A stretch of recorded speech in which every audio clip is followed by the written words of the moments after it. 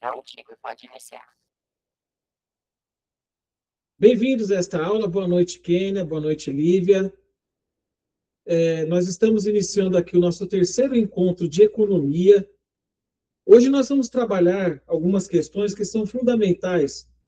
Boa noite, Lívia. Legal, obrigado. Vamos trabalhar com vocês algumas questões importantíssimas. Eu vou colocar para vocês alguns vídeos, são dois segmentos. Hoje eu trabalhei na aula de comércio exterior, agora essa segunda aula. Esses vídeos, eles vão abordar a questão do, por exemplo, quando você vê lá na apostila, você deve ter já lido na apostila, se você não leu, procure tomar conhecimento. Como economistas, nós devemos saber certas nomenclaturas, certos cálculos que acontecem, que é próprio da área. Afinal de contas, você vai trabalhar numa empresa, eles vão querer saber se você domina o conhecimento, né? Se você conhece o que você está fazendo. Então, para isso, eu preparei para vocês dois vídeos explicativos. Em seguida, o objetivo da aula é explicar para vocês alguns outros temas que são importantes da área, faz parte da nossa área, por fim, eu preparei lá um cálculo bem simplificado de como é que você vai fazer esse cálculo econômico aí, como economista, como você vai agir. Porque você vai estar se apresentando para as pessoas, você vai estar com a credencial de economista, né, ou de técnico em economia. Então, é importante que você saiba como é que funciona o PIB, como calcular o PIB, a inflação, como calcular. A inflação, como é que calcula a inflação? Como é que eu sei que a inflação está afetando a minha vida? Então, tudo isso está dentro da aula de economia que eu preparei para vocês. É uma aula teórica e prática. Então, nós vamos ver aqui a teoria, eu vou entrar com vocês na apresentação, depois nós vamos fundamentar, terminando aí com o nosso cálculo econômico. Então, peço que vocês prestem atenção, porque é muito, muito importante, tá? Vamos começar passando aqui os vídeos que eu preparei para vocês. São dois segmentos rápidos. Eu vou estar colocando ele aqui para vocês, tá?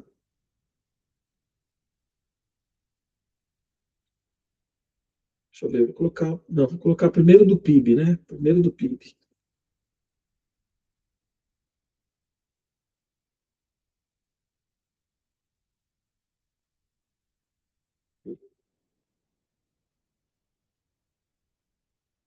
Primeiro nós vamos tomar conhecimento aqui do que é o PIB, Produto Interno Bruto. Boa noite, meu nome é Gabriel Braga e este é mais um vídeo do meu canal Economia para Iniciantes. Primeiramente, eu peço que você deixe seu like, se inscreva no canal e, claro, ative as notificações para mais novidades. É comum nos depararmos com notícias na televisão como o PIB cresceu X% no primeiro trimestre deste ano. Mas você já perguntou o que isso significa? Já perguntou o que significa PIB? Bom, descubra isso e muito mais agora. Primeiramente, precisamos entender que PIB é a sigla para Produto Interno Bruto. Como o próprio nome indica, essa é a medida do Produto Interno agregado. Eu só dei uma pausa, pessoal, para vocês prestarem bastante atenção. Vocês que são de economia aí, essa pergunta ela pode cair no Enem, ela pode cair num concurso público. O que é o PIB? Produto Interno Bruto, Produto Interno Agregado de uma economia, em um dado, um período. Então, só dei essa pausa aqui para vocês se familiarizarem com os termos, porque é importante.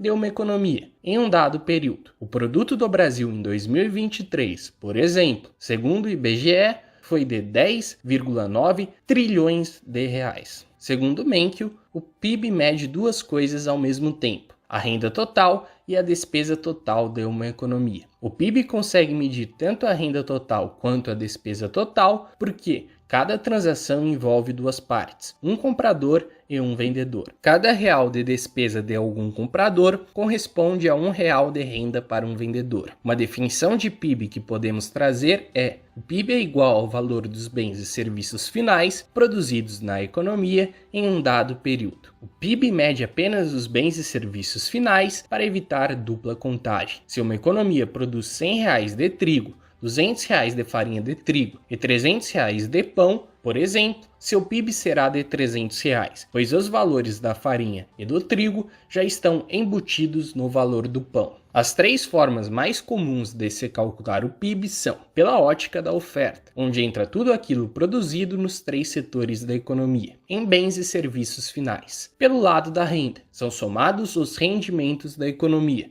como, por exemplo, salários, lucros, aluguéis e juros. E pela ótica da demanda, que os componentes são os seguintes: consumo, as despesas das famílias em bens e serviços, excetuando-se a compra de imóveis residenciais novos. Investimento, os dispêndios em equipamento de capital, estoques e estruturas, incluindo a compra de novos imóveis residenciais pelas famílias. Compras do governo, gastos em bens e serviços pelo governo. Exportações líquidas, exportações menos importações. Ou seja, a equação do PIB sobre a ótica da despesa é PIB igual consumo mais investimento mais gastos governamentais mais exportações líquidas. Geralmente, os economistas dividem o PIB em PIB real e PIB nominal. PIB nominal não leva em conta a inflação no período. Já o PIB real considera a inflação do período. O PIB é uma das principais métricas da economia, mas, apesar disso, muitos economistas criticam suas diversas limitações, como, por exemplo, que o PIB não leva em consideração atividades não remuneradas, como o trabalho doméstico e muitas outras atividades importantíssimas. Bom, este foi um pequeno resumo sobre o que é PIB. Se você gostou do presente vídeo, eu peço que você considere compartilhá-lo com seus amigos e ou se tornar membro do canal. Como membro do canal, você tem acesso a conteúdos exclusivos, além de ajudar o nosso projeto a continuar. As fontes utilizadas para a realização do presente vídeo estarão na descrição. Eu gostaria de agradecer de coração você que me assistiu até aqui. Forte abraço e Deus abençoe a todos.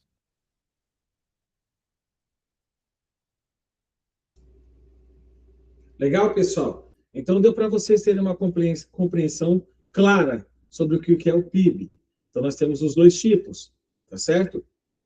E se tratando de PIB líquido, nós temos despesas, nós temos um cálculo que leva em consideração apenas aquilo que é produzido internamente no país, e aí nós temos o PIB final, que é aquele que leva em consideração também a questão da inflação. Vamos para a nossa aula, eu vou abrir a apresentação aqui para vocês. É só um instante, tá, gente? Deixa eu pegar aqui. Quero dar as boas-vindas a todos vocês. Bem-vindos ao nosso encontro 3. Vamos lá? Vou começar aqui.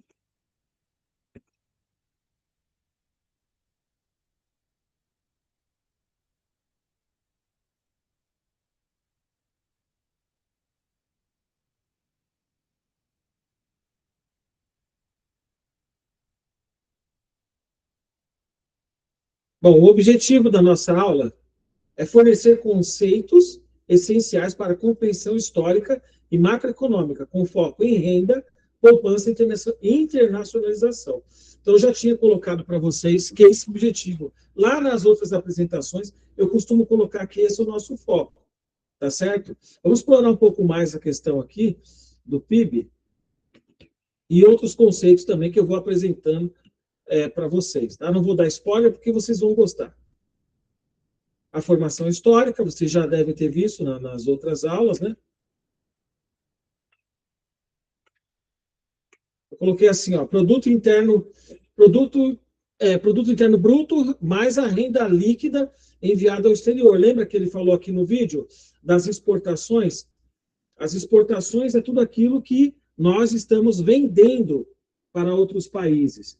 E eu estava falando aqui para a aula de comércio exterior justamente essa questão. Economicamente falando, nós temos a balança comercial.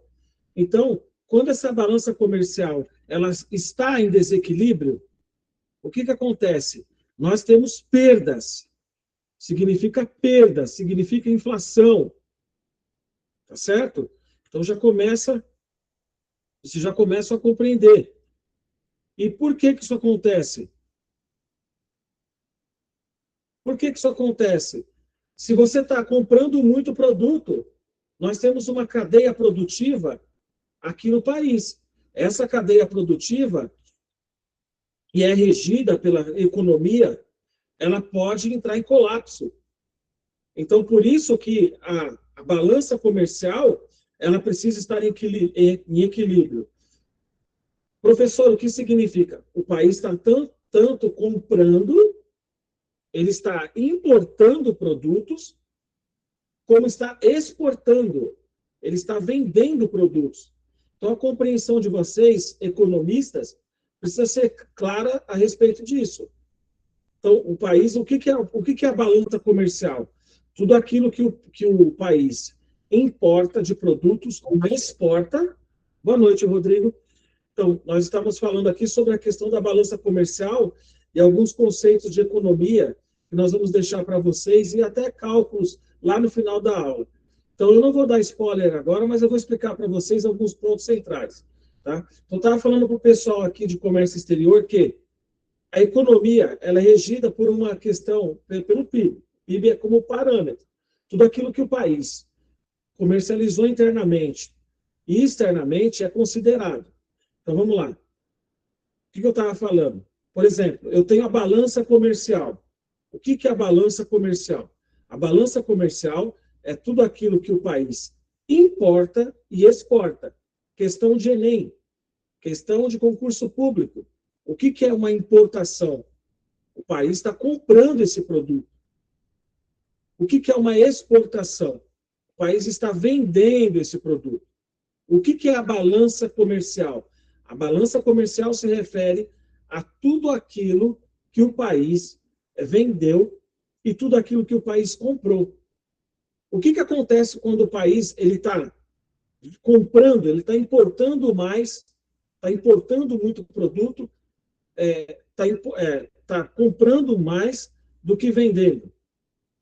A balança comercial ela entra em desequilíbrio.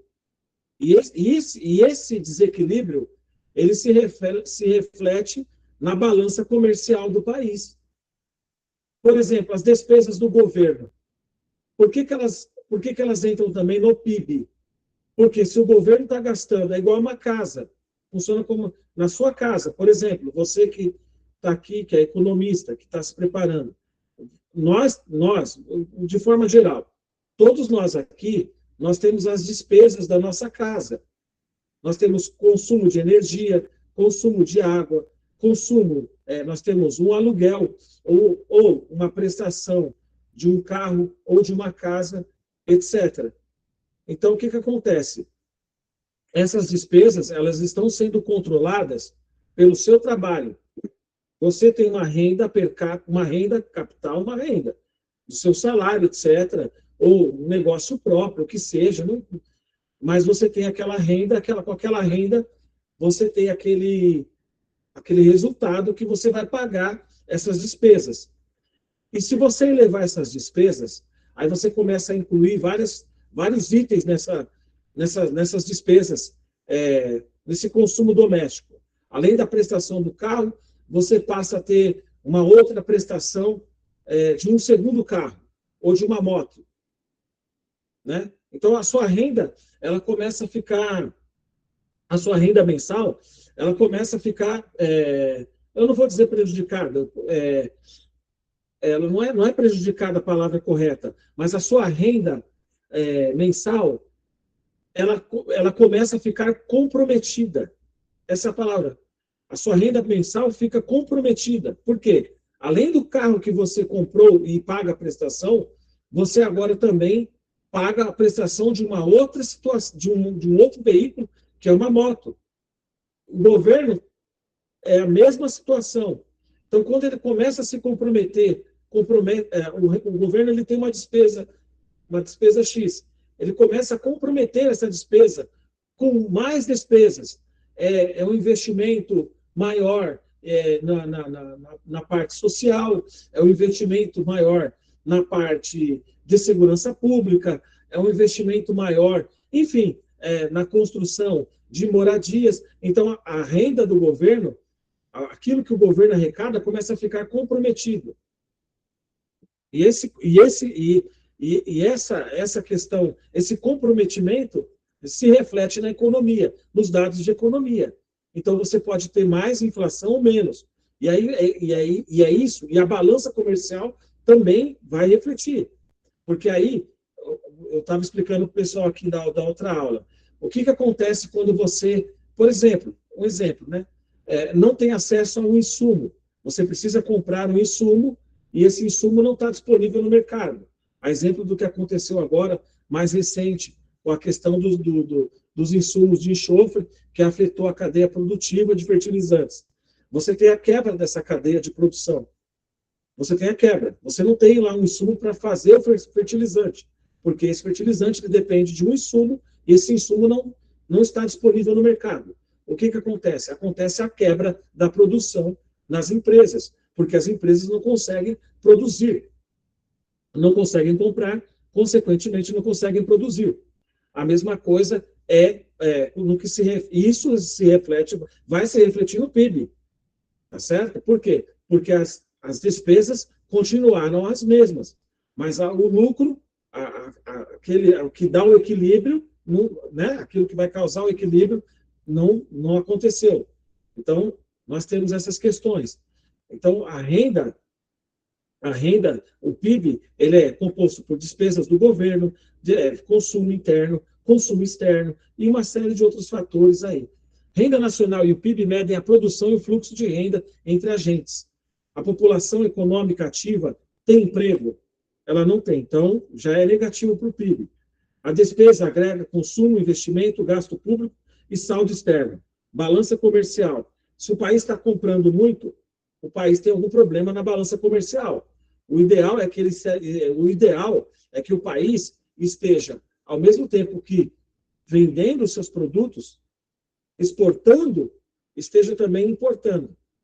Então, mas no equilíbrio. Agora, se ele está importando, se ele está comprando muito mais do que está vendendo, exportando, nós temos um desequilíbrio na balança comercial. Aí eu expliquei agora para a mesma turma, vou explicar para vocês. Nós temos aí o que é déficit e o que é superávit da balança comercial.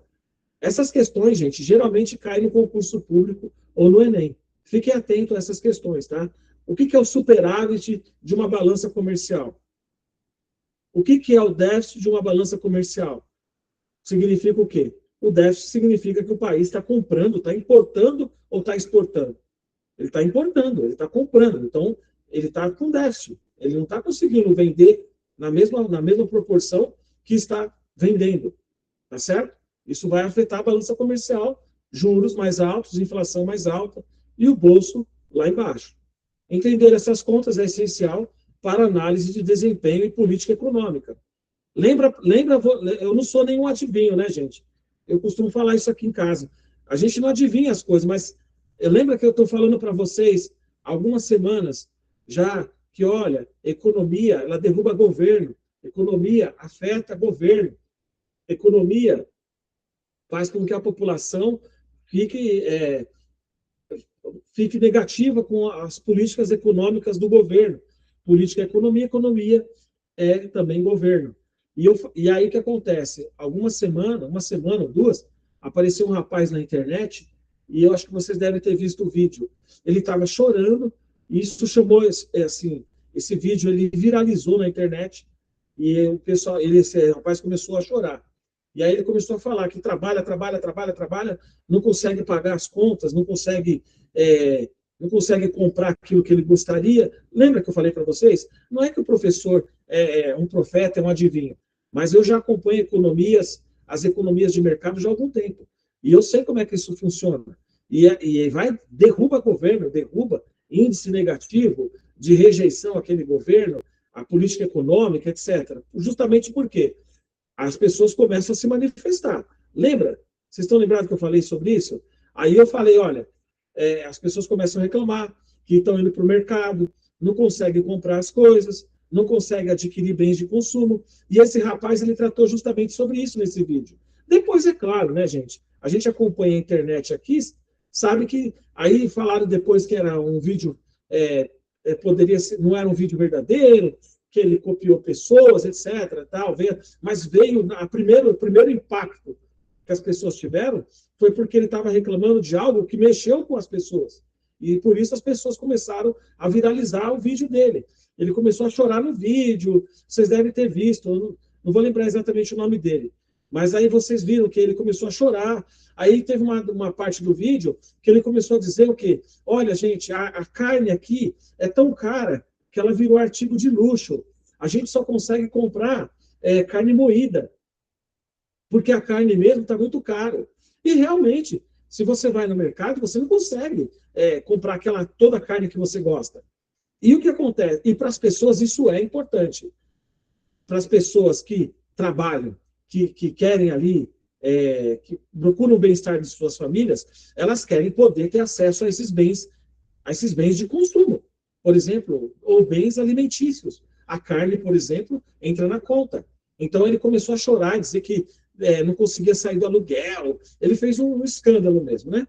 E aí o que acontece? Chamou a atenção da mídia. Todo mundo ficou assim, ficou surpreso, não ficou surpreso, mas ficou assim, meio que em choque com aquele vídeo. Por quê? Porque chamou a atenção da mídia, porque era algo que ninguém estava falando, ninguém estava comentando, mas que é a realidade de muitas pessoas.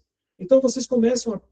Então, né, eu falei tudo isso para vocês, e agora vocês começam a ver como é que funciona. Então vai um e fala, olha, realmente é verdade, começaram a viralizar o vídeo. Realmente é verdade. Outros comentários que eu vi. Você falou que estava engasgado. E aí começa, e vira uma bola de neve. Então o governo tem que agir rapidamente, propor soluções econômicas, saldo de dívidas, o desenrola, etc. Né? E aí começa, isso influencia o PIB, isso tem uma influência direta no nosso produto interno bruto, a renda, a despesa das famílias, etc., e outros rendimentos maiores. É por isso que é tão importante entender essas contas. Né? Entender essas contas é essencial para a análise de desempenho e política econômica. Então, aí você vai saber, como economista, se o governo está acertando, se o governo está errando. Tá certo? E qual que é a política econômica que tem mais... Então, para mim, a política econômica é a mais importante, que está no momento, que está afligindo as pessoas, é a política inflacionária. É aquela que você vai no mercado e você não consegue comprar aquilo que você gostaria. Isso vai trazendo insatisfação. Então, o governo precisa agir rápido. O governo tem que agir rápido e, se quiser, enfim, se beneficiar de alguma questão política, eleitoral, etc., da questão da economia das famílias. Se não, no momento agora, mais adiante, nós temos a reforma tributária, que também foi abordada na nossa aula. A reforma tributária que nós tivemos, ela vai unificar vários dos impostos que nós temos em apenas um único imposto. Tá? Nós vamos pagar um imposto único, enfim, vai ter eu não lembro agora exatamente a sigla, mas nós vamos unificar 5 ou 10 impostos em um ou dois apenas, mas isso é para 2027 até 2032. Então, ainda não está no nosso radar. Enquanto ainda não está no nosso radar, nós estamos estudando a economia como ela está sendo feita atualmente. Não quer dizer que você não deva se atualizar. Procure especializações, cursos na área, porque você vai ter muita coisa aí que vai mudar.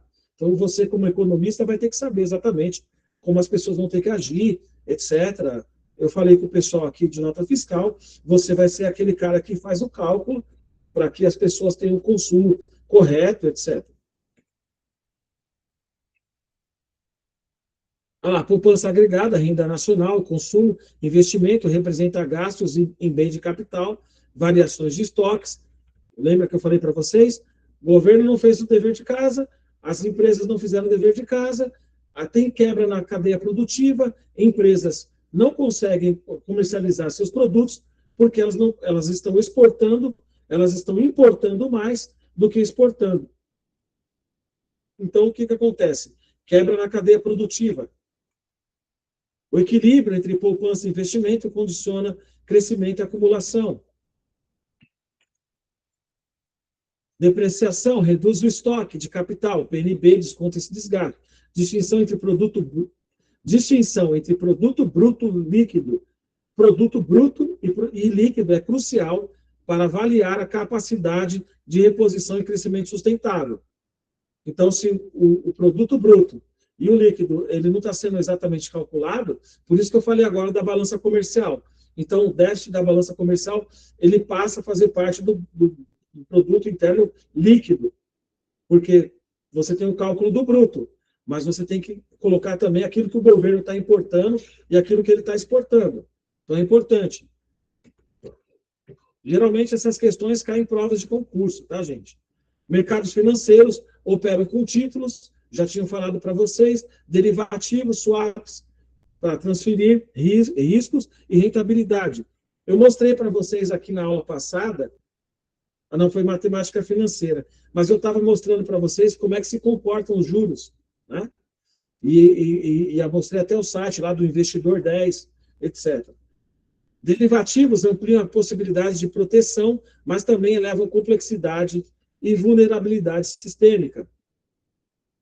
Balança de pagamentos, componentes principais, balança comercial, rendas, transferências e fluxos de capital, que determinam reservas e posição externa. A tecnologia e liberalização aumentam a mobilidade dos ativos, reduzindo os controles nacionais sobre fluxos. Tudo que eu falei para vocês aqui na área de economia, na questão de tecnologia, ela está sendo empregada mais agora, né? Antes você não tinha, era muita coisa era calculada no papel, mas com as tecnologias agora, nós temos o site que eu mostrei para o pessoal aí de matemática financeira. Hoje eu deixei um site aqui também, compartilhei o link de um site que fala sobre a questão de... Dá licença aqui, gente. Sobre a questão do Siscomex, que é o comércio exterior, né? Então, essa mobilidade gera oportunidades de investimento, mas impõe desafios à autonomia das políticas macroeconômicas. Então, nós temos uma... Já falei para vocês aqui de economia da questão do PIX, e eu não sou nenhum adivinho, gente. É só você perceber como que as coisas acontecem. Ué, como é que isso acontece? Espera aí. A maioria das pessoas está usando um meio de pagamento que você dispensa o uso do cartão de crédito, dispensa o uso do cartão de crédito e débito, que você vai pagar alguns centavos, mas você vai pagar, né? E eu tinha falado para vocês, então, olha como que as coisas vêm acontecendo. Então, peraí, as grandes empresas de cartão de crédito estão se sentindo incomodadas, porque, peraí, você tem um sistema de pagamento que você não paga nada. Você usa o seu dado, o seu celular, a chave Pix, né? Pode ser o seu número de celular, seu CPF, ou seu CPF ou seu número de telefone. E tem aquela chave, que eu não vou lembrar exatamente o nome, mas é uma chave, você cria uma chave lá, uma chave artificial, compartilha com a outra pessoa, e se ela quiser querendo ela fazer o Pix, ela clica adiciona aquela chave, que não tem dado nenhum seu, mas ela consegue fazer para você uma transferência eletrônica, que não é TED, não é DOC, não é nada. Então, assim, os grandes bancos e as instituições financeiras que fazem o gerenciamento de cartões de créditos, de cartões de crédito e débito,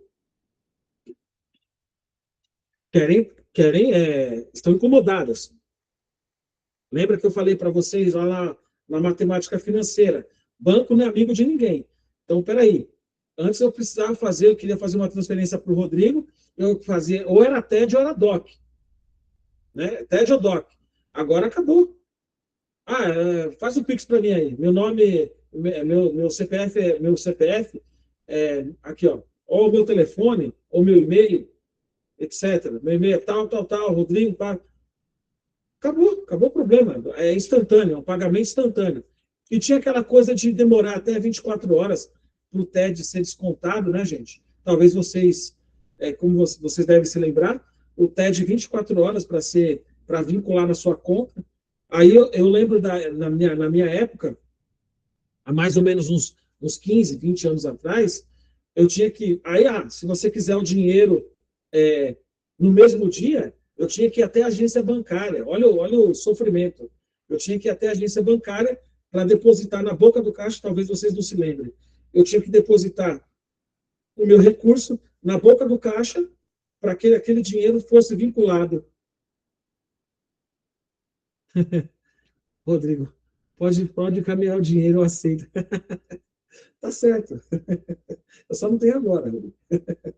Mas só para lembrar, né? Vocês devem estar familiarizados com isso. Antigamente, gente, por exemplo, eu ia fazer uma transferência para o Rodrigo, né? Estou brincando, né, gente? É só uma hipótese, tá, Rodrigo? Pode ser que eu deposite, quem sabe, né? Não sei, deve ter algum produto interessante, não sei. Vai que você venda também, né? Não sei. Mas vamos lá. Antigamente era assim, eu tinha que fazer uma transferência bancária para o Rodrigo. Não tinha o Pix, gente, não tinha o Pix, certo? Eu tinha que ir até o banco ou fazer pelo meu aplicativo, era tudo TED ou DOC, tá certo? E se eu quisesse o dinheiro na minha conta no mesmo dia, até às 8 horas da noite, né, porque o banco fecha às 4, aí eles vão fazer a contabilidade do dinheiro que é depositado, então mais ou menos aí até às 5, 6 horas está tudo na conta, etc. Né, porque você vai lá na caixinha, ou você vai lá na boca do caixa, ou você deposita pela máquina ali de manhã cedo, e era assim, tá? Então a gente fazia assim. Bom, como queria o TED ou o DOC no mesmo dia, né, o dinheiro no mesmo dia, na conta, eu ia até a boca do caixa, então a orientação do banco era, se você depositar na máquina o valor, você vai ter o dinheiro depositado na sua conta em 24 horas, ou seja, no outro dia. E se você quiser, caso você queira, esse dinheiro depositado na sua conta no mesmo dia, então você tem que ir na boca assim, só de pensar que eu já passei por isso, já começa a me dar gatilho, já começa a me dar transtorno. Eu já entrei no Itaú lotado. Talvez vocês tenham, mais novos, tenham a facilidade do aplicativo. Mas eu sou da época que eu tinha que entrar no banco lotado para fazer o depósito na boca do caixa, porque o cliente queria o valor depositado na conta dele no mesmo dia. Então, imagine, gente, o sofrimento, o sofrimento é muito grande. O sofrimento era a tensão, o estresse. O estresse era muito grande. Pagar uma conta. Tá? Se você pagar pelo aplicativo, vai ter aí alguns dias para ser descontado. Uma outra coisa que me causa ainda transtorno, e eu não sei, gente, por que ainda temos isso, tá? Outro dia eu paguei um boleto. Eu paguei um boleto numa sexta-feira. E eu imaginei que eu receberia aquele curso. Eu imaginei que eu receberia o curso que eu comprei no mesmo dia. E não, como eu paguei via boleto, o boleto bancário é um sofrimento, é um transtorno. Aí eu falei, não sei por que eu escolhi essa modalidade, mas eu fui lá e paguei o boleto. Era um valor pequeno, etc. Não era nem um valor grande, nada, era um valor pequeno. Né? Um valor substancial, um valor. Pouco dinheiro, gente. Eu paguei esse boleto e eu esperava que o meu curso já estivesse disponível na plataforma de cursos que eu faço. Aí apareceu a mensagem: esse curso estará disponível após a compensação do boleto pelo banco. Então, essa é uma modalidade bancária obsoleta. Obsoleta. antes eu tivesse pago no cartão de crédito ou no Pix. Mas eu não sei, eu falei, eu escolhi, vou pagar no boleto aqui. E aí são 3 dias para compensar o boleto. Eu comprei ele na sexta, fiquei sexta, sábado, domingo, ou seja, só foi estar disponível esse curso para mim, esse curso online, na segunda-feira. E não foi de manhã, não, tá? Foi mais ou menos depois do almoço. Então, gente, é um transtorno, tá? É um transtorno. Então, você vê, olha como que a tecnologia, ela melhora a economia, os índices econômicos e até a nossa qualidade de vida. Olha o tanto de transtorno que eu já passei por pagamentos em boleto, por ter que depositar dinheiro na boca do caixa para o cliente receber esse dinheiro no mesmo dia, e essa conta tinha que ser paga no mesmo dia. Então, é um transtorno assim, é, um sofrimento, um estresse. Ao passo que com o Pix, e eu já tinha falado para vocês isso, falei, gente, você tem agora uma forma de pagamento automática. E vocês não precisam se preocupar com nada, o dinheiro cai na conta, é um pagamento instantâneo, etc. E eu tinha falado para vocês, e é justamente aquilo que mais está incomodando os Estados Unidos e mais está incomodando as empresas de cartão de crédito e débito, porque você não paga mais nada. Você não paga mais nada. E assim, eu acredito que, eu não sei ainda, não tenho esse dado, mas acredito que mais ou menos, mais da metade da população já aderiu ao Pix. E a tendência é que quem não tem um celular aí passe a ter, e essa pessoa já passa a utilizar a tecnologia do Pix. Eu tinha falado para vocês sobre esse Pix. E não é que eu sou adivinho, gente. É porque é um tipo de papel, de moeda, que é a mais utilizada no momento. Né? É a mais utilizada. E surgiu, e assim, já tem a modalidade do Pix no crédito também, que é uma outra modalidade que eu ainda não estudei muito bem a fundo, mas é o Pix no crédito, né? Que você tem lá o valor, você disponibiliza aquele valor para Pix crédito, você parcela as suas compras, mas é Pix, né? Então, assim, essa tecnologia, essa tecnologia toda, ela gera uma mobilidade de oportunidades e de investimento. Porque quem não quer receber rapidamente? Todos queremos receber de forma rápida, é, de forma rápida, de forma certa. Né? Então, assim, não houve problemas na implementação do Pix. Houve algumas questões, acho que o ano passado ou esse ano, de algumas fraudes que eu fiquei sabendo, mas isso mexeu com a economia do país. Isso mexe com a economia do país. E até as pessoas os comerciantes, você vê como que mexeu com a economia. Os comerciantes aderiram em massa ao Pix. Ué, você tem a maquininha do cartão. Você prefere, claro que muitos ainda, por uma questão tributária, questão de imposto, nota fiscal, ainda estão usando as suas maquininhas, né, aquela máquina de cartão de débito. Mas é questão de tempo também. Porque aí o que acontece?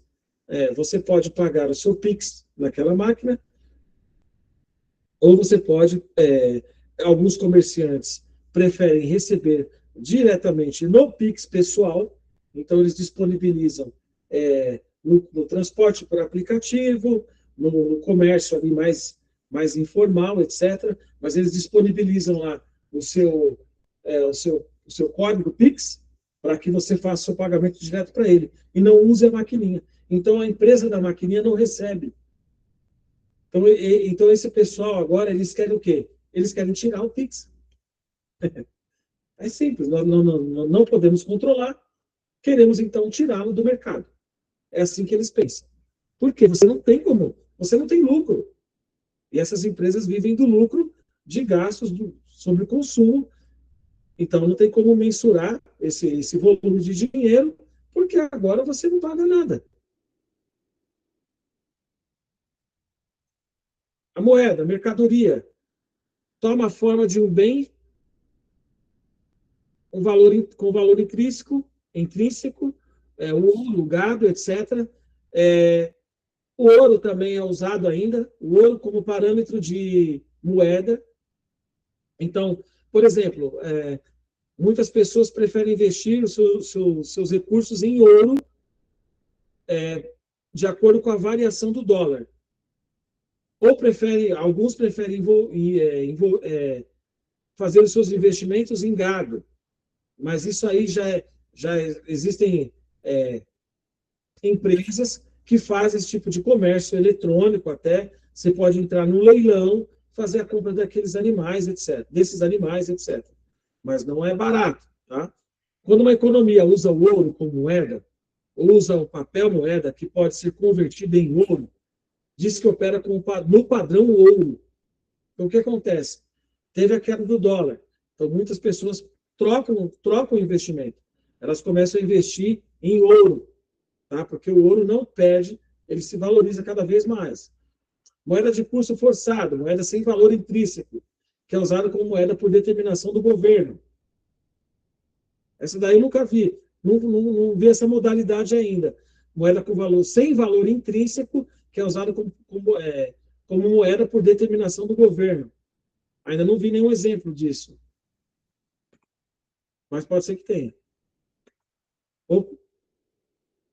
Bom, eu ia falar do Tesouro Direto aqui, né? Mas aí já é uma outra.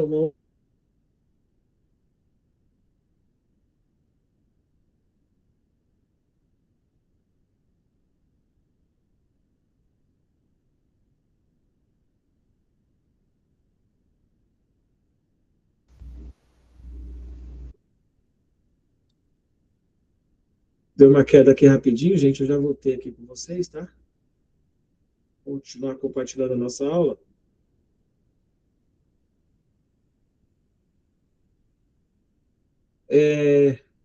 Os intermediários bancários mais importantes do Brasil: Bradesco, Banco do Brasil, Itaú, Santander, Caixa Econômica Federal e os bancos múltiplos, né? Que é aquele banco que é o tipo Nubank, ele não tem agência. O Nubank, ele não tem agência Nubank, mas você tem o aplicativo do Nubank. Ele é um banco múltiplo, né? Mas ele é um banco que só serve para você depositar. Não, você não tem a agência do banco, do Nubank, mas ele é um bom aplicativo, é um banco, não deixa de ser um banco, né? Bradesco é tanto comercial como múltiplo. Mas um detalhe interessante, gente, é que, preste atenção nesse detalhe. Aqui no Brasil, nós temos esses 5, né? Deixa eu ver. Banco do Bradesco, Banco do Brasil, Itaú, Santander, Caixa Econômica Federal. Então, assim, esses são os chamados bancões. Quando você vai para os Estados Unidos, é uma infinidade. Não vou dizer infinidade, mas ali você deve ter mais ou menos 25 bancos, que é diferente, né? É muito diferente aqui do Brasil. Me parece meio monopolizada essa questão. E agora nós temos os múltiplos, que também agrega muita gente, né? Então, antes não tinha Nubank, não tinha esses bancos eletrônicos que a gente conhece. Vocês deve ter Neon, né? Hoje agora tem um monte, né? PicPay, PagSeguro, tem um monte agora. Intermediários não bancários, diferenciem-se dos bancos, porque não captam recursos por meio de depósitos à vista. São todas as instituições financeiras, com exceção dos bancos. Os principais intermediários financeiros não bancários brasileiros são. Daí eu vou citar para vocês alguns. Olha lá, bancos de investimentos, sociedades de crédito. O Sicredi é uma sociedade de investimento. O Sicredi, ele é uma cooperativa de crédito. Se você for empresário, acho que você tiver um MEI, você consegue abrir uma conta no Sicredi. É uma cooperativa bancária. Você entra como sócio do Sicredi. Interessante. Você não é o correntista do Sicredi. Você entra como cotista do Sicredi. Isso é importante, tá? Isso é legal também. Sociedade de arrendamento mercantil, firmas de leasing, e aí vocês estão familiarizados, né? Já começa a pensar aí, banco mercantil, você vê, o Safra, sociedades corretoras, distribuidoras, existem instituições oficiais como o Banco do Brasil, e Banco Nacional de Desenvolvimento Econômico, o BNDES, né, que aí é governo, né, é banco do governo, e bancos de desenvolvimento, o Banco Central Regulador. Então, você tem lá uma queixa contra um banco, você pode fazer uma reclamação direta no Banco Central. Né? O banco está lá enfim, está te fazendo uma cobrança indevida, você pode fazer uma reclamação formal desse banco para o Banco Central, que é o banco regulatório. Então, o Banco Central tem uma determinação, ó, não pode cobrar juros a mais do que isso aqui, tá? Dá uma alíquota lá para os bancos e aí eles vão cumprir essa alíquota. E uma função do Banco Central, importante, defender questão de Enem para vocês, questão de concurso público também. Qual é a função do Banco Central? A função do Banco Central é defender a moeda do país. Pode cair no Enem. Aí eu vou entrar. Lembra que eu falei que não ia dar spoiler da aula, né? Mas nós vamos começar a entrar em assuntos importantes, tá? Gente, deixa eu ver. Eu vou passar o último vídeo para vocês antes de entrar nesse ponto aqui. Deixa eu ver aqui. Eu vou compartilhar com vocês um segundo vídeo.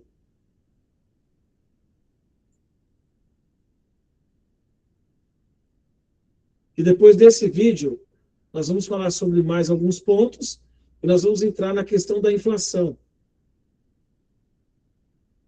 Como é que funciona, como é o cálculo, e para vocês também saberem como vocês vão fazer esse cálculo aí, tá? De inflação, etc. Vou mostrar para vocês aqui a inflação, para vocês entenderem como que é. Depois a gente pode abordar mais alguns assuntos, e aí nós vamos entrar no cálculo dela, etc. Como é que ela funciona, como é que você vai fazer o cálculo dela, etc. Eu vou deixar a fórmula especificada para vocês também, tá? Tudo bem especificado, mastigado, que é para vocês saberem como fazer o cálculo.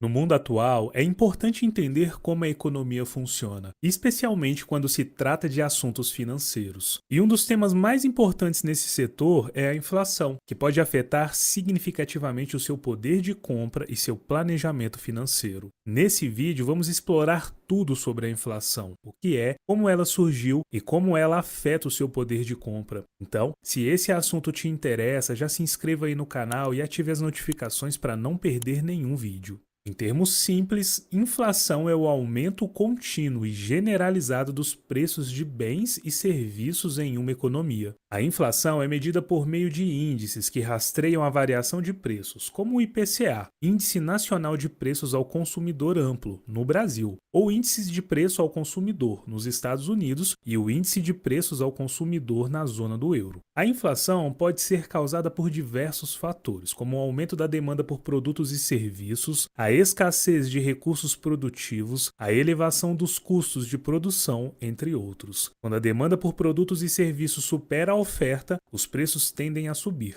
Da mesma forma, quando há escassez de recursos, os preços podem subir devido à dificuldade em produzir e oferecer determinados produtos. Já o aumento dos custos de produção pode ocorrer devido a fatores como aumento dos salários, aumento do preço de matérias-primas, entre outros. E como eu sei que você está gostando desse conteúdo, vou te pedir novamente para se inscrever aqui no canal e ativar as notificações. E fique até o final do vídeo. Esse conteúdo é a base para você que deseja ter uma vida financeira saudável. Bom, dito isso, podemos adentrar a parte de como a inflação surgiu. A inflação é um fenômeno econômico que tem sido observado desde os tempos antigos. Na Roma antiga, por exemplo, a inflação ocorria devido à expansão excessiva da oferta de dinheiro sem o devido aumento da produção de bens e serviços. Em outras palavras, havia muitas moedas em circulação, mas não havia produtos suficientes para serem comprados com essas moedas, o que levava a um aumento generalizado dos preços. Na era moderna, a inflação começou a ser mais estudada e compreendida a partir do final do século XIX e início do século XX. Durante a Primeira Guerra Mundial, Mundial, os países envolvidos na guerra aumentaram seus gastos para financiar a guerra, o que levou a um aumento significativo dos preços. Isso aconteceu porque houve uma demanda maior por bens e serviços do que a oferta disponível, o que fez com que os preços subissem. Após a guerra, muitos países tentaram reduzir a inflação, mas sem muito sucesso. A inflação persistiu durante a década de 20, especialmente nos Estados Unidos, onde a economia experimentou uma era de ouro, que acabou culminando na Grande Depressão de 1929. Durante a Segunda Guerra Mundial, a inflação voltou a aumentar devido ao aumento dos gastos de guerra, mas a partir dos anos 50 e 60, muitos países conseguiram controlar a inflação por meio de políticas econômicas específicas. Agora você deve estar pensando, ok, gostei muito de saber da história da inflação, mas como ela afeta o valor do dinheiro?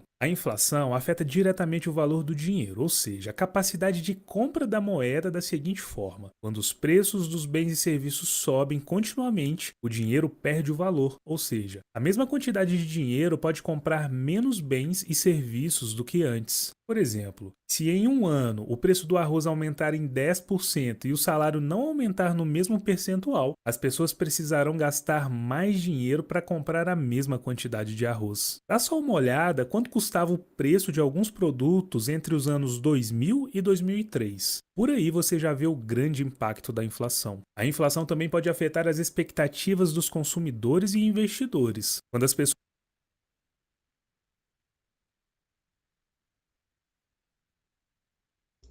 Gente, eu já vou dar só uma pausa aqui rapidinho. Olha isso. O que me chamou a atenção é quilo de salsicha 1,49. Isso aí há 10 anos atrás, 10, 15 anos atrás. É, olha só, o suco Del Valle, aquele de um litro, né? De caixinha, 1,99. Aqui em Araxá deve ter uns 10, 12 reais hoje, né? Olha o óleo. O preço do óleo. A lata de óleo está 7 reais. Olha só, o valor aqui, ó. O Lisa tá 7 reais. 7 reais praticamente, né? Ou até mais. Dependendo de onde você comprar, ele pode ser vendido a 8, 8,50. Mas olha só, que interessante. Há mais ou menos 10 anos, ele custava R$ 1,09. R$ 1. Vamos prosseguir com o vídeo aqui. A inflação também pode afetar as expectativas dos consumidores e investidores. Quando as pessoas percebem que os preços estão subindo rapidamente, elas tendem a antecipar que os preços continuarão subindo no futuro, o que pode levar a uma corrida para comprar bens e serviços antes que os preços subam ainda mais. Isso pode agravar ainda mais a inflação e torná-la mais difícil de controlar. Mas o que eu vou te contar agora é até difícil de acreditar, viu? Mas você sabia que a inflação pode ser benéfica em alguns casos? Principalmente quando ela está em um patamar controlado. Por exemplo, quando a inflação está dentro de um nível considerado saudável, ela pode incentivar o consumo e o investimento, pois as pessoas tendem a gastar mais antes que os preços subam ainda mais. Além disso, a inflação pode ajudar a reduzir a dívida de um país ou de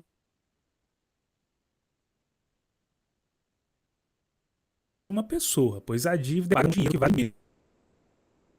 Se a inflação te afeta, você já está apto para saber como se proteger da inflação. Existem algumas estratégias para se proteger da inflação e minimizar seu impacto na vida financeira. A primeira é acompanhar de perto a evolução dos índices de inflação, para estar sempre ciente das variações de preços. Isso pode ajudar a tomar decisões financeiras mais conscientes e evitar gastos desnecessários. Outra estratégia é investir em ativos que tenham bom desempenho em períodos de inflação, como ações de empresas com grande potencial de crescimento e imóveis. Esses ativos tendem a se valorizar em momentos de inflação, pois seus preços acompanham o aumento dos preços em geral. Além disso, é importante manter uma reserva financeira de emergência para estar preparado para lidar com imprevistos ou com a perda de poder de compra devido à inflação. Ter uma reserva financeira ajuda a evitar o endividamento excessivo e permite enfrentar situações difíceis com mais tranquilidade. Tenha sempre em mente que a inflação é um fenômeno econômico que tem impacto direto no dia a dia das pessoas.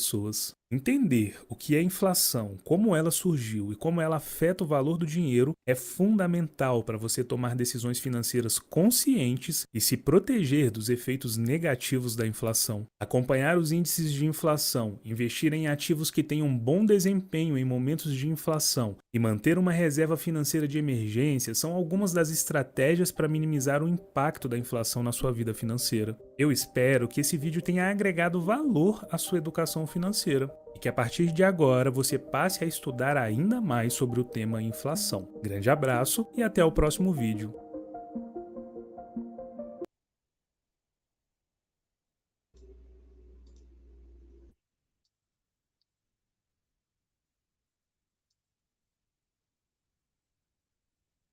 Bom, eu falei para vocês sobre a questão da inflação, nós vamos abordar rapidamente esse tema aqui. Eu não estou fugindo do tema, tá? Mas é um tema também que é importante, porque a nossa aula é assim, gente. A gente tem que abordar alguns temas, porque tem um conteúdo que eu tenho que passar para vocês, tá? Então, a gente separa um pouco deixa separado aí na cabeça de vocês essa questão da inflação e o vídeo que a gente assistiu, que a gente já vai entrar nos cálculos que eu vou passar para vocês, tá? O assunto agora é crimes tributários. Crimes tributários.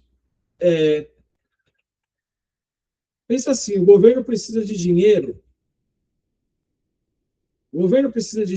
para pagar escola, hospital, estrada, segurança. Esse dinheiro vem de imposto, vem dos impostos que todos nós pagamos, que todo mundo paga. Eu pago, você paga, todos pagamos. Quando alguém tenta enganar o governo, para não pagar o imposto, isso pode virar um crime tributário. Então, sonegação fiscal. Vocês devem ouvir falar muito sobre isso. O que é um sonegador fiscal? Você esconde parte do dinheiro ou inventar despesas falsas para pagar menos imposto. Então, você é um sonegador. Você declara que está tendo X despesas, mas, na verdade, você não tem aquelas despesas. Mas você declara que tem aquelas despesas porque aí você vai pagar menos impostos. Então, isso se chama sonegação fiscal. Né? Fraude, usar documentos falsos ou manipular notas fiscais. A gente já abordou muito esse assunto. A nota fiscal com ICMS alíquota errada, NCM, nomenclatura comum do Mercosul, irregular. Ou seja, você está declarando que está transportando aves na nota fiscal e você está, na verdade, transportando carne bovina ou carne suína. E na nota fiscal está discriminando que é um produto derivado, etc. Sonegação fiscal.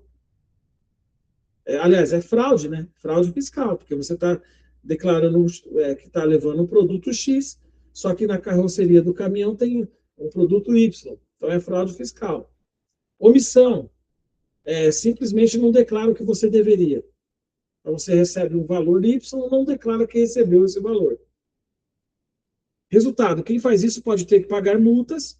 Geralmente, a Receita Federal dá uma multa para a pessoa. E você é investigado pela Receita Federal? Não necessariamente. Mas, nesse caso, eles passam a observar um pouco melhor as suas finanças, porque você não declarou aquele valor que você recebeu. Então, você vai ter uma multa, pode ser que tenha uma multa. Valor não declarado, você pode receber uma multa aí. E até responder na justiça. Aí já é uma outra, já evolui para crime mesmo, né? É como colar na prova. Pode até parecer vantagem na hora, mas se descobre, a punição é pesada. Então, geralmente, o que o professor faz quando ele descobre que o aluno está colando na prova? Geralmente, aquela prova ela pode ser anulada, o professor se descobre, toma a prova do aluno, e aquele aluno é punido com uma nota negativa, etc. Então, foi descoberto o crime, e aí vocês sabem o que acontece. Agora, finalmente, né, gente? Vamos chegar aqui onde eu quero vocês prestarem atenção no vídeo, né? Então, vamos sair da parte agora de crimes tributários. Você vai ter... Isso é um assunto, agora que a gente falou de inflação, vamos retomar o assunto inflação aqui, tá? Os juros inflacionários. Agora, sobre os juros inflacionários. Imagina que você guarda R$ 100 debaixo do colchão, e se a inflação for de 10% ao ano, no ano seguinte esse dinheiro compra menos coisas. O preço dos produtos subiu, mas seu dinheiro ficou parado. Por isso, quando alguém deve dinheiro ao governo ou a outra pessoa, além do valor da dívida, pode ter que pagar juros e também a correção pela inflação. Como funciona? Vamos lá.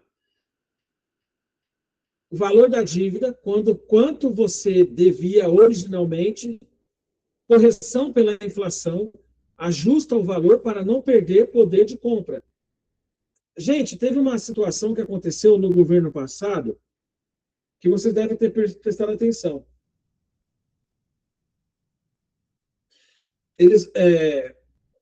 Por que o governo ele dá o aumento real, né, de acordo com acima da inflação?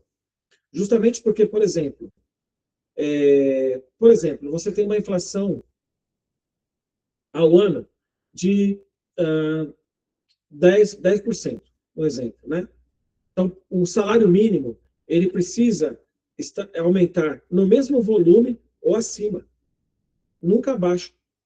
O que o governo passado fez? O governo anterior, ele congelou o aumento real do salário mínimo. O que aconteceu? Aquele remédio que custava R$ 10, teve aumento, a disparada dos preços. Aquele remédio, você, com os mesmos R$ 10, você já não compra mais. Você já precisava colocar mais dinheiro para comprar esse remédio. E aí a economia, estou entrando novamente, e a economia política. Olha o que aconteceu. Então, há problemas severos com respeito a isso. Exemplo, dívida de R$ 1.000, com inflação de 10%, ela vira 1.100. Se a inflação foi 10%, aí, e você tem lá uma dívida de R$ 1.000, e é claro que a gente está falando que isso não acontece, porque é juros compostos, mas é só um exemplo. Só os juros da inflação, se ele for 10%, aquela dívida que você tinha de R$ 1.000, na virada do ano, ela vira R$ 1.100, porque é 10% ao ano, né? Mas é embutido nessa dívida que você tem. Então, juros é um extra pelo atraso como punição, como uma punição. É como se você estivesse sendo punido pelo atraso naquela dívida. E aí você tem os órgãos de proteção, crédito, etc. Se os juros forem 1% ao mês, e você atrasar 3 meses, paga mais de 3%.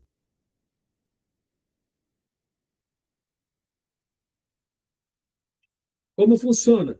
Valor da dívida, quanto você devia originalmente, correção pela inflação, ajusta o valor para não perder poder de compra. Exemplo, dívida de R$ 1.000, com inflação de 10%, eu estou falando 10% ao ano, tá? Aqui não é juros compostos. Mas a inflação ela é medida mês a mês e o total no ano. Por isso que o Banco Central precisa controlar a inflação. Ele precisa defender a moeda, porque senão acontece uma desvalorização e a moeda passa a não valer mais nada. E ninguém quer isso, né? Obviamente. Você tem R$ 1.000, com inflação de 10%, vira 1.100. Juros é um extra pelo atraso como uma punição. Se os juros forem 1%, você vai pagar 3%. Paga 3%. Uma fórmula simplificada. Vai estar tudo incluso no material de vocês. Daqui a pouco eu já compartilho na aula, tá? Você tem a dívida corrigida, o valor inicial da dívida, vezes, abre parênteses, 1, aí não é juros compostos, tá? Aí vocês vão colocar a taxa da inflação. No caso, não é juros compostos, mas a taxa da inflação. E mais os juros do atraso. Então, lembra que eu falei para vocês, na aula de matemática financeira, o juros sobre a dívida fica exponencial, justamente por causa desse cálculo aqui. Tá? e pelo cálculo composto que é embutido também nessa fórmula. Deixa eu abrir aqui a minha calculadora.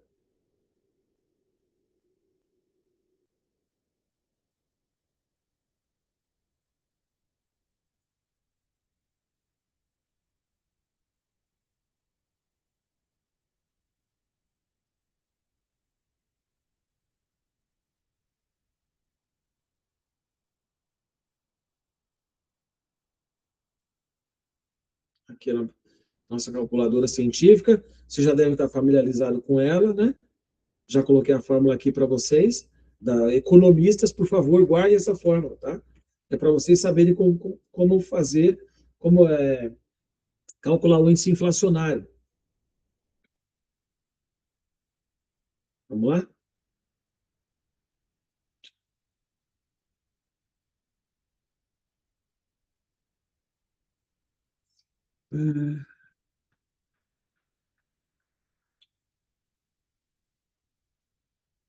Vamos supor, vamos supor aqui, eu tenho a dívida inicial. Vamos lá, a dívida inicial é R$ 1.000. Dívida inicial, R$ 1.000. Tá? Aí vamos lá. É a dívida corrigida. Chegou a atingir o valor de R$ 1.000. Vezes, abre parênteses. Quando você faz, se você for calcular, gente, por exemplo, toda vez que você abre, na matemática é assim, tá? Toda vez que você abre um parênteses, você não precisa colocar o sinal de vezes, porque significa que por si só aquele o parênteses ele já indica que tá acontecendo ali naquela fórmula uma multiplicação. Então, quando eu abro o parênteses na minha calculadora, já aparece o sinal de vezes. Entendeu? Então, por quê? Porque a minha calculadora ela já entende que eu estou fazendo uma multiplicação. Ok? E para vocês da área econômica, Rodrigo, Kênia e os demais, é super importante, tá? Vocês terem isso em mente. Então, quando você vai fazer o cálculo, abrir o parênteses, já se entende que você está multiplicando aquele valor. Por padrão, né, gente? Por padrão, você tem aqui o número 1. Opa! O que é o número 1? Já expliquei para vocês na outra aula de matemática financeira. Lembra? O número 1, por padrão, é o próprio juros, né? Por padrão. Eu vou colocar aqui, ó, 1. Apareceu 1. Aí eu vou colocar aqui, montando a nossa fórmula, mais. Vamos colocar aí uma taxa de inflação. Não esquecer, jamais esqueçam de fazer a conversão da taxa de vocês, tá certo, gente? 10%, 5%, 1%, 2%, 9%, tá certo? Não adianta você colocar o 9 aqui e achar que tá certo, porque não tá. Tá certo? Você tem que converter em números decimais. Vamos colocar aí, basear um valor aí. Vamos colocar 5, né? Vamos colocar 5%. 0,05. Tá? Estou baseando aí. Supor que a taxa, que a inflação foi de 5%, é muito mais. Mas naquele período a inflação foi de 5%. Opa!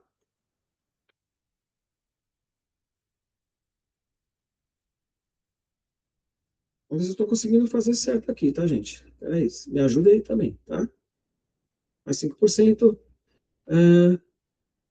Fecha parênteses.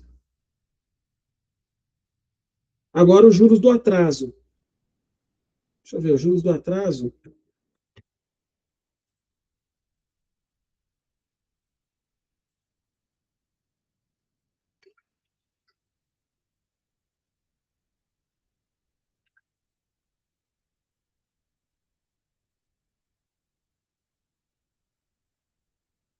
Vamos lá.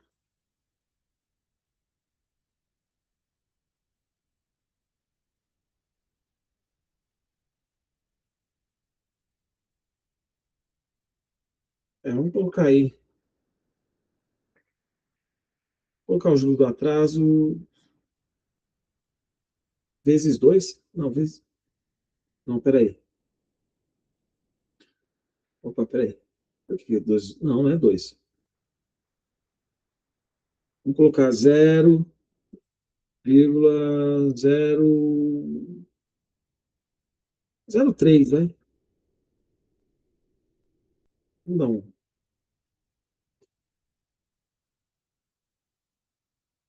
Aqui para mim está dando 315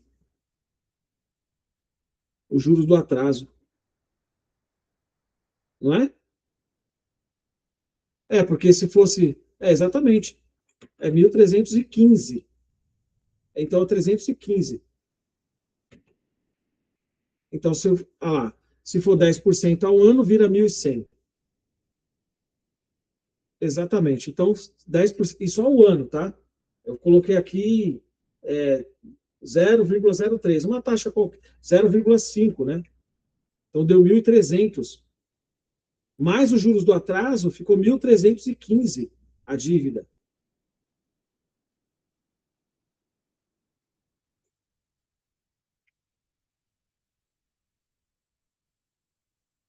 Correto? Então, vocês percebam, gente, que a inflação mais os juros do atraso, ela tem um impacto extremamente negativo sobre a dívida original. Então, você está pagando muito mais do que você imagina. Lembra que eu falei para vocês do cartão de crédito? Aí você vai lá e faz o gasto, né? Só que ali você está juros sobre juros, aí você atrasou a dívida, os juros sobre juros mais os juros do atraso. É por isso que você precisa. Isso aqui é um cálculo que eu baseei assim de cabeça anual.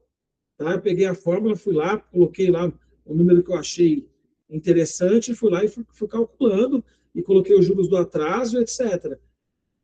Então, o que acontece? Quando você tem uma dívida com um banco, essa dívida salta assim de um mês para o outro, um absurdo.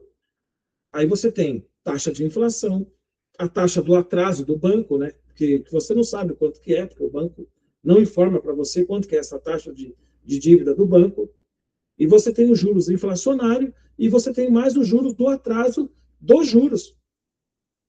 Então, percebam que a situação fica extremamente delicada.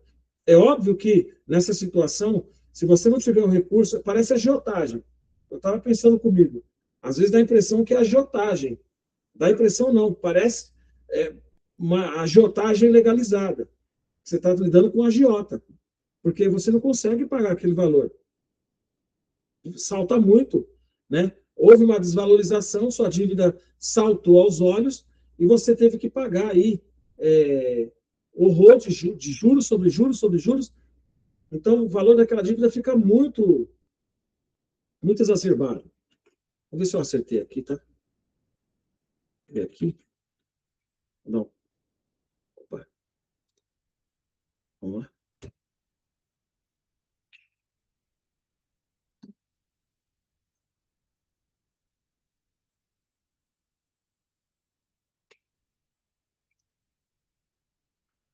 Dando continuidade aqui à nossa aula. Só um instante, por favor. Vou deixar aqui a calculadora.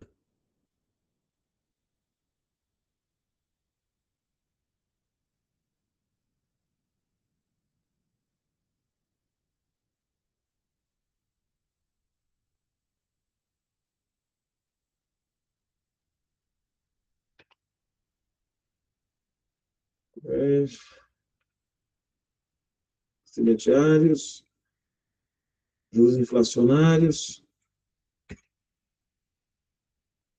Ok. Próximo slide. Imagine que você tem uma dívida de R$ 1.000 com o governo, um imposto que não foi pago. Um exemplo. Um IPTU. Tá? Vamos supor que a IPTU, sua casa é enorme, aí você tinha lá R$ 1.000. A regra é, além do valor original, você paga a correção pela inflação, que é os juros mais o atraso. Juros pelo atraso. caso você atrase, né? A correção pela inflação é 10%. Suponha que a inflação do ano foi 10%. E aí você faz a conta, né? R$ 1.000 vezes 0,10 deu 1.100. O valor atualizado da dívida agora é R$ 1.100. 10% de... Isso foi ao ano, tá? Aquele cálculo que a gente fez foi outro. Valor da dívida, quanto você devia originalmente? Correção pela inflação. Ajusta o valor para não perder poder de compra. Exemplo, dívida de 1.000 com inflação de 10% vira 1.100. Juros. É um extra pelo pagamento, é um extra pelo atraso com uma punição. Já falei isso para vocês. Peraí.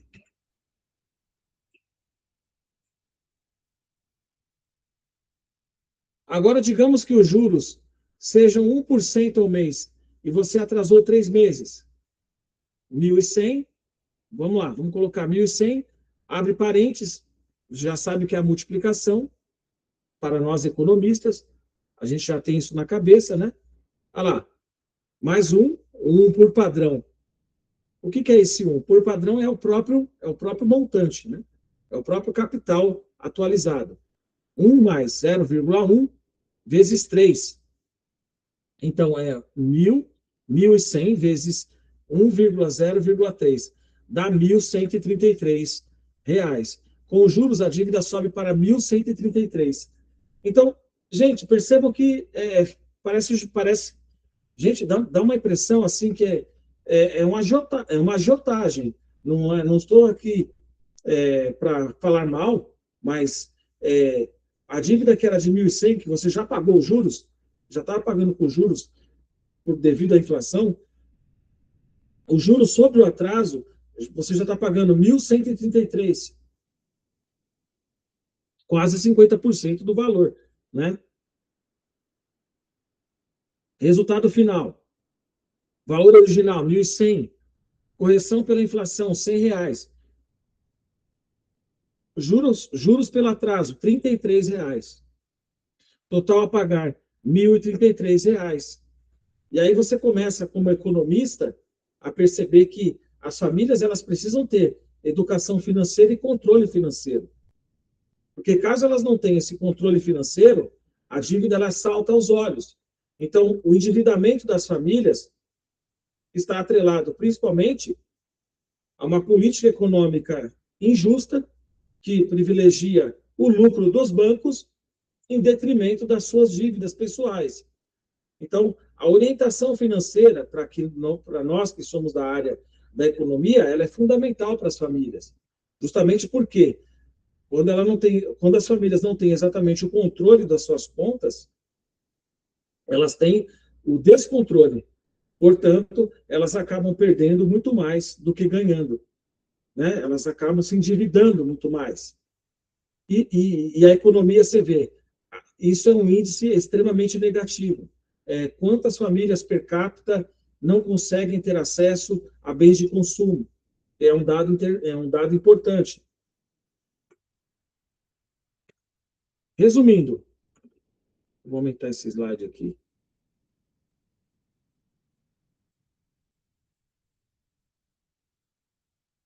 É para poder enxergar melhor.